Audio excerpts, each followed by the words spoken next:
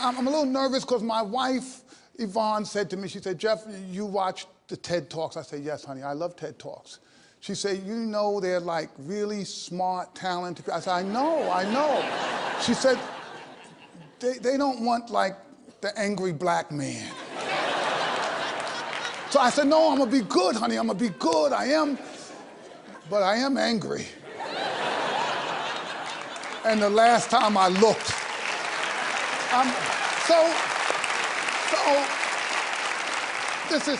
this is why I'm excited, but I'm angry. This year, there are going to be millions of our children that we're going to needlessly lose. That we could, right now, we could save them all. You saw the quality of the educators who were here. Do not tell me they could not reach those kids and save them. I know they could. It is absolutely possible. Why haven't we fixed this?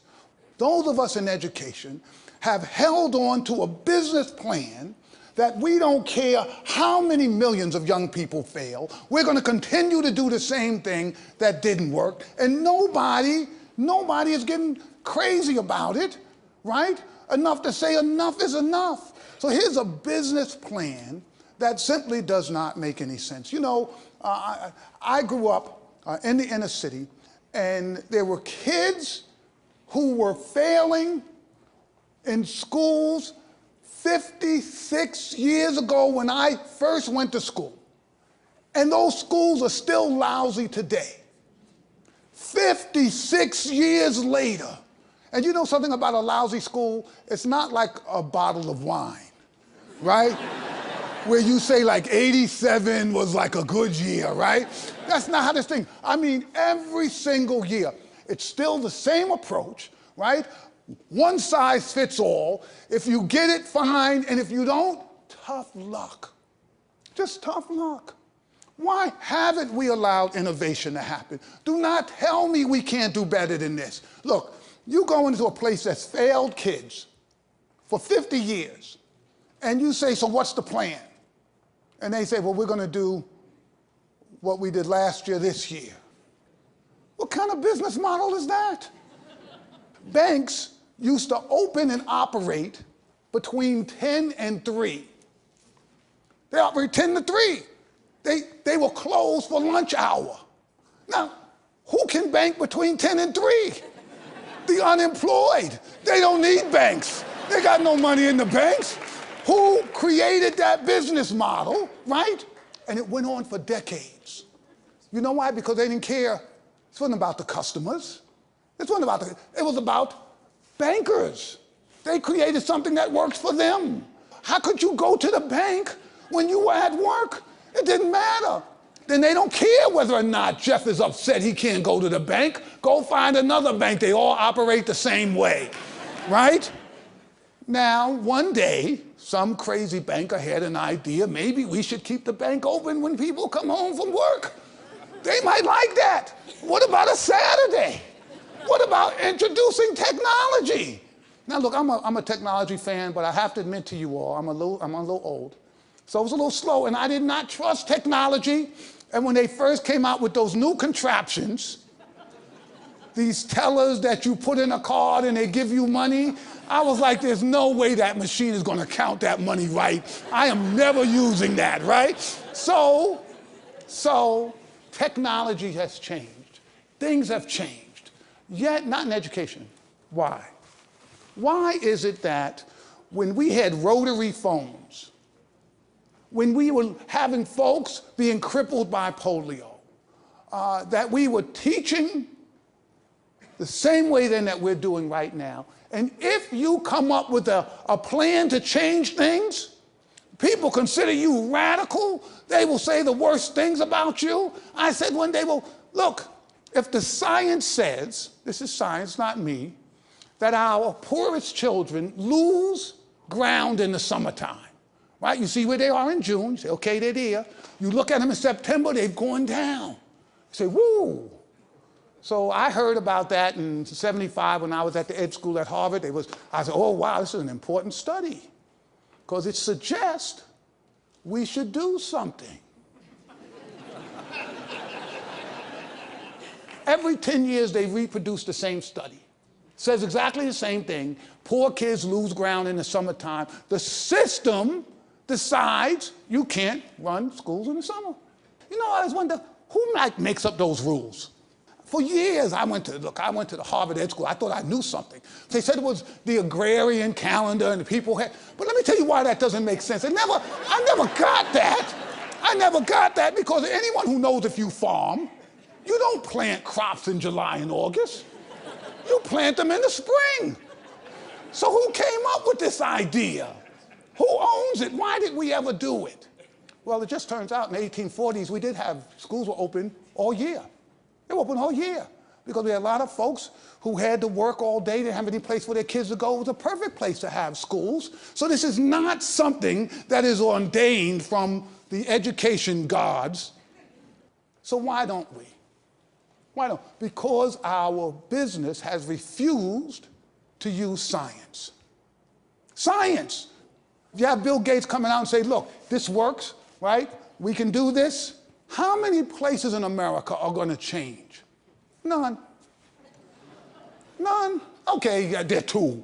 All right? Yes, there'll be some place there because some folks will do the right thing. As a profession, we have to stop this. The science is clear. Here's what we know. We know that the problem begins immediately. Right? This idea 0 to 3. My wife Yvonne and I, we have 4 kids, 3 grown ones and a 15-year-old. It's a longer story. With our first kids, we did not know the science about brain development. We didn't know how critical those first 3 years were. We didn't know what was happening in those young brains. We didn't know the role that language, a stimulus and response, call and response, how important that was in developing those children. We know that now. What are we doing about it? Nothing. Wealthy people know, educated people know, and their kids have an advantage. Poor people don't know, and we're not doing anything to help them at all. But we know this is critical. Now, you take pre-kindergarten. We know it's important for kids. Poor kids need that experience. Nope. Lots of places, doesn't exist. We know health services matter. People, we provide health services and people are always fussing at me about, because I'm all into, accountability and data and all of that good stuff. But we do health services. I have to raise a lot of money. And people used to say, when they come fund us, Jeff, why do you provide these health services? I used to make stuff up, right? I'd say, well, a child who has cavities is not going to be able to study as well. And I had to, because I had to raise the money, right? But now I'm older, and you know what I tell them? You know why I provide kids with those health benefits and the sports and the recreation and arts? Because I actually like kids, right? I actually like kids, right? But when they really get pushy, people really get pushy, I say, I do it because you do it for your kid. And you've never read a study from MIT that says giving your kid dance instruction, right, is going to help them do algebra better. But you will give that kid dance instruction and you will be thrilled that that kid wants to do dance instruction and it'll make your day. And why shouldn't poor kids have the same opportunity? It's the floor for these children. So here's the other thing. I'm a tester guy. I believe you need data, you need information, because you work at something, you think it's working, and you find out it's not working, right? I mean, educators, you work, you say, you think you got it, you're great. No, and you find out they didn't get it. But here's the problem with testing. The testing that we do, we're going to have our test in New York next week, right? It's in April. You know when we're going to get the results back? Maybe July, maybe June. And the results have great data. They'll tell you Raheem really struggled, couldn't do 2-digit multiplication, and it's so great data, but you're getting it back after school is over. And so what do? You go on vacation. You come back from vacation, now you've got all of this test data from last year. You don't look at it. Why would you look at it? You're going to go and teach this year. So how much money did we just spend on all of that? Billions and billions of dollars for data that it's too late to use it. I need that data in September. I need that data in November. I need to know you're struggling, and I need to know whether or not what I did corrected that. I need to know that this week. I don't need to know that at the end of the year when it's too late, because in my older years, I've become somewhat of a clairvoyant. I can predict school scores. You take me to any school. I'm really good at inner city schools that are struggling. And you tell me last year, 48% of those kids were on grade level. And I say, okay, what's the plan? What did we do from last year to this year? You say we're doing the same thing. I'm gonna make a prediction. This year, somewhere between 44 and 52% of those kids will be on grade level, and I will be right every single time, right? So we're spending all of this money, but we're getting what? Teachers need real information right now about what's happening to their kids. The high stakes is today, because you can do something about it. So here's the other issue that I just think we've got to be concerned about. We can't stifle innovation in our business. We have to innovate. And people in our business get mad about innovation. They get angry if you do something different. If you try something new, people always say, it's charter schools. Yeah, it's charter. Let's try some stuff. Let's see. This stuff hasn't worked for 55 years. Let's try something different. And here's the rub. Some of it's not going to work. You know, people tell me, yeah, those charter schools, a lot of them don't work. A lot of them don't. They should be closed. I mean, I really believe they should be closed. But we can't confuse figuring out the science and things not working with we shouldn't therefore do anything, right? Because that's not the way the world works. You think about technology. Imagine if that's how we thought about technology. Every time something didn't work, we just threw in a towel and said, let's forget it, right? You know, they convinced me, I'm sure some of you were like me, the latest and greatest thing, the Palm Pilot. They told me, Jeff, if you get this Palm Pilot, you'll never need another thing. That thing lasted all of 3 weeks. It was over. I was so disgusted I spent my money on this thing. Did anybody stop inventing? Not a person, not a soul. The folks went out there, they kept inventing. The fact that you have failure, that shouldn't stop you from pushing the science forward. Our job as educators, there's some stuff we know that we can do, and we've got to do better. The evaluation, we have to start with kids early. We have to make sure that we provide the supports for young people. We've got to give them all of these opportunities. So that we have to do. But this innovation issue, this idea that we've got to keep innovating until we really nail this science down is something that is absolutely critical. And this is something, by the way, that I think is going to be a challenge for our entire field. America cannot wait another 50 years to get this right. We have run out of time. I don't know about a fiscal cliff, but I know there's an educational cliff that we are walking over right this very second. And if we allow folk to continue this foolishness about saying we can't afford this, so Bill Gates says it's going to cost $5 billion. What is $5 billion to the United States? What did we spend in Afghanistan this year? How many trillions, when the country cares about something, we'll spend $1 trillion without blinking an eye. When the safety of America is threatened, we will spend any amount of money. The real safety of our nation is preparing this next generation so that they can take our place and be the leaders of the world when it comes to thinking and technology and democracy and all that stuff we care about.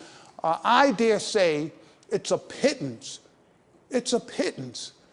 what it would require for us to really begin to solve some of these problems. So once we do that, I'll no longer be angry. So you guys, right, help me get there. Thank you all very much. Thank you.